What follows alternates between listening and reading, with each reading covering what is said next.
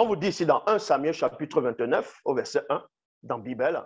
Alors, Nyongi, c'est le roi qui est connu dans les Bibles classiques sous la personne de Saül. Donc, le roi Saül, mais son vrai nom, c'est Nyongi, qui veut dire avoir envie. Il a constamment envie de toujours posséder des choses qu'il ne doit pas posséder, donc avoir. Alors, Nyongi dit à ses hommes demain, cherchez-moi une femme experte en nécromancie. Il y a virgule ici. C'était un roi qui était initié dans l'art. Il connaissait les choses. Parce que lui, il avait combattu contre les sorciers, il avait combattu contre la magie, il avait combattu contre les pratiquants des sciences occultes. Il avait même interdit la divination dans son royaume, dans le pays, dans la région. Est-ce que vous comprenez? Il a combattu farouchement quand il était encore fidèle au verbe de Loba. Donc, c'est pour vous dire qu'à cette époque, les démons pythons agissaient activement. Les démons de différentes espèces agissaient à cette époque-là. Et c'était l'époque où Moutatedi, celui qui guide et qui intronise les initiés, s'est retiré de lui. Quand il dit s'est retiré de lui, ça ne veut pas dire que Moutatedi entrait en lui et que Moutatedi ressort. Donc Moutatedi a retiré la protection. Moutatedi ne le guidait plus.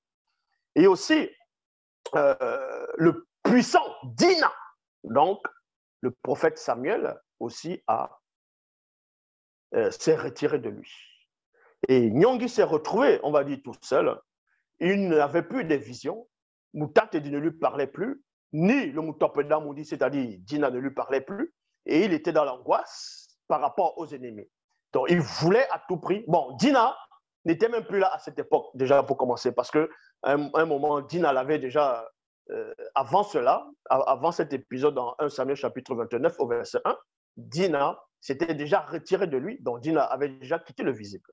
Donc, il n'avait plus personne à qui se confier, il ne savait plus qui pouvait lui prédire l'avenir ou bien qui pouvait lui donner des conseils issus du grand ordre des choses. En cela, il appelle ses hommes de main, il dit allez me chercher une femme experte, parce qu'il y a des femmes, il y a plusieurs catégories des nécromanciens, des nécromanciennes, en fonction de la branche de l'initiation et de la fréquence qu'on ouvre et ce que l'esprit peut supporter. Donc, il dit ici, cherchez-moi une femme experte en nécromancie, virgule, maîtresse du pouvoir médionique, qui a un esprit de démon python en elle, virgule. Donc, il comprend que lui, il n'a pas envie d'avoir affaire au démon python on va dire, du petit niveau, de baron. Il veut entrer en contact avec une femme, une maîtresse. Quand on dit une maîtresse, c'est une femme qui est assise dans les hautes sphères de la sorcellerie ancestrale. Il veut quelqu'un qui est dans les loges. Il veut, c'est-à-dire les hautes sphères. C'est ça qu'il dit ici, maîtresse du pouvoir médiumnique, qui a un esprit de démon python en elle. J'irai chez elle pour la consulter. Ces hommes de main lui dirent, il y a une mouta moupepe bédingue. Il y a une mouta moupepe bédingue, qui veut dire nécromancienne. Voilà comment on dit nécromancienne dans la langue douala ancien. Parce qu'il y a des rigolos qui vont dire, oui, mais les noms, il invente les noms, il dit ceci. Dans vos langues, dites-moi, ceux qui ne sont pas français ou voilà, dans vos langues, à tous ces noirs-là, vos langues là-bas où vous êtes en Afrique, dites-moi, même sur le commentaire, écrivez comment on dit nécromancienne dans vos propres langues. Donc, si vous ne savez pas, vous fermez vos bouches. Donc, pouvoir médionique, il y a une Mouta Moupepe Bedingue nécromancienne à Mouketi, c'est-à-dire en dehors. 1 Samuel chapitre 29, au verset 7, toujours dans Bible.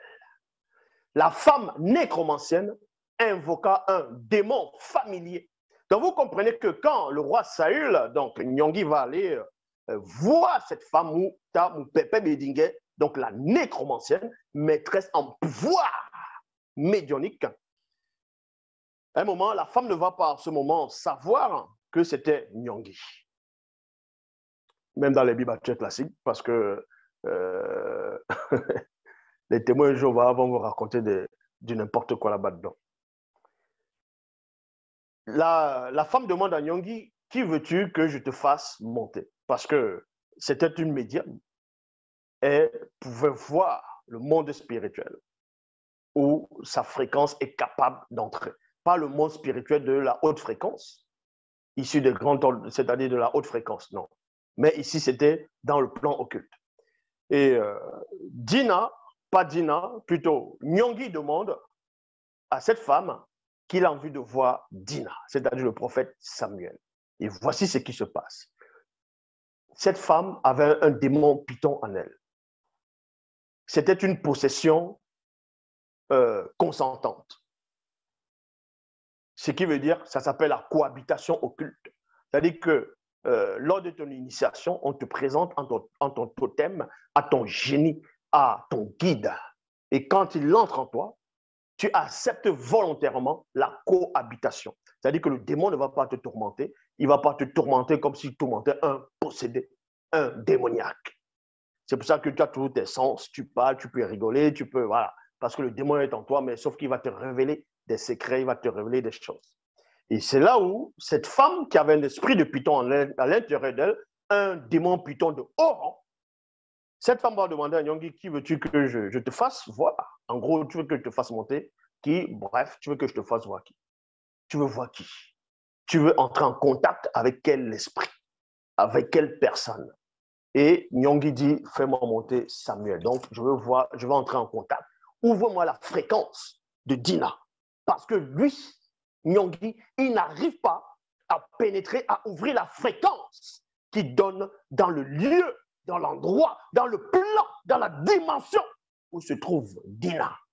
C'est pour ça qu'il va voir cette femme. Donc, il reconnaît par là que ces sorcières avaient des facultés, des pouvoirs que certains ne pouvaient pas disposer. Et c'est en ce moment qu'il dit, je veux voir Dina. Ouvre-moi la fréquence qui donne à Dina. 1 Samuel 29, verset 9. D'abord, dans le verset 7, il est dit ici, la femme nécromancienne invoqua un démon familier en faisant croire à Nyongui qu'elle invoquait Dina. Mais au fond d'elle, elle se mit à ressentir de la compassion pour Nyongui à cause de son désespoir. C'est ce qu'on appelle le libre arbitre. Est-ce que vous comprenez? C'est-à-dire que quand le démon, un véritable démoniaque ne va pas ressentir la compassion. Je répète, un véritable démoniaque ne ressent pas la compassion.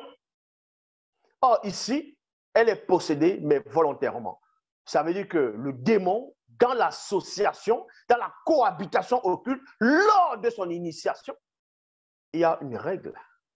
Pour pouvoir mieux égarer des gens, le démon va te laisser libre accès à une certaine liberté de conscience, c'est-à-dire ton libre arbitre de choisir ce que tu vas manger, de choisir que tu vas aimer qui, tu vas... Voilà.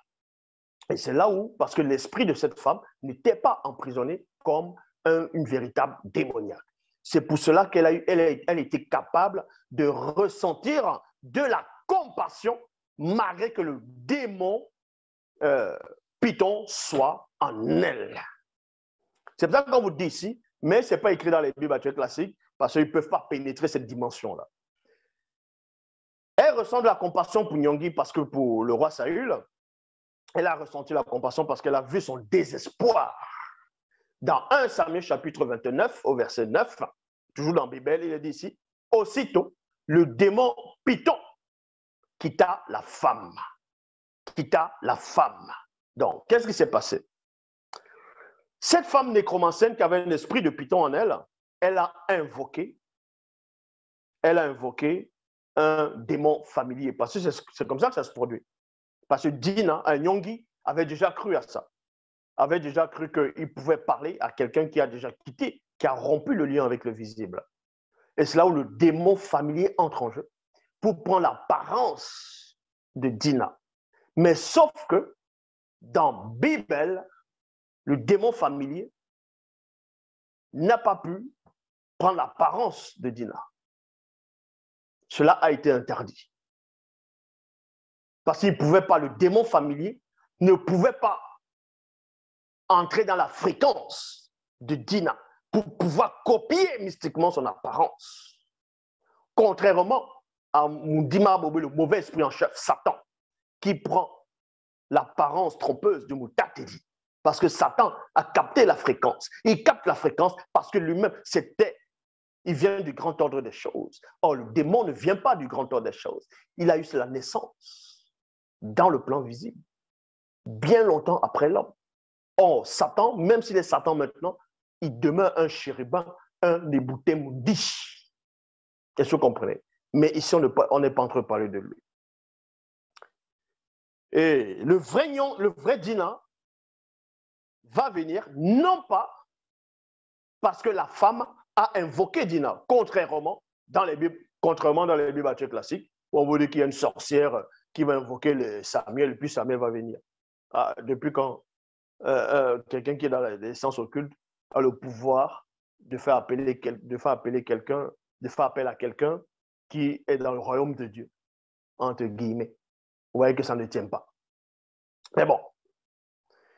Et cette femme a ressenti la compassion. Et quand elle a ressenti la compassion, Moutatedi lui a fait grâce. Et cette compassion a envahi cette femme. En voyant Dina, en voyant plutôt Nyongi dans la peine, dans le désespoir, elle a ressenti quelque chose pour son prochain. Parce qu'elle a manifesté l'amour pour son prochain en ce moment. Et l'amour couvre beaucoup de fautes. C'est-à-dire que ça a fermé la porte du démon reptilien, ce démon python et du démon familier. Blah, le démon est sorti. Ouais. L'acte de compassion a dépossédé cette femme-là. 1 Samuel 29, verset 9. Aussitôt, le démon python quitta la femme. Au lieu du démon familier, virgule, la femme vit Dina. Et elle poussa un grand cri.